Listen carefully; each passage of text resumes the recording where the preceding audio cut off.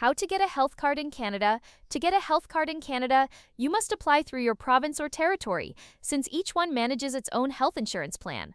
This card gives you access to free or low-cost medical services covered by the government. First, check your eligibility based on where you live. You usually need to be a Canadian citizen, permanent resident, or have legal immigration status. Next, gather your original documents.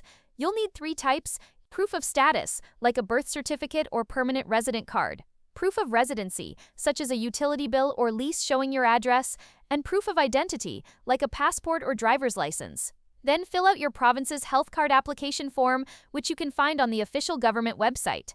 After that, submit your application in person at a service office, for example, Service Ontario if you live in Ontario, or by mail if your province allows it. Once approved, you might get a temporary paper document for immediate health coverage, while your physical card arrives in the mail within a few weeks. Remember, the process may vary by province, so always check your local health ministry's website for the exact requirements.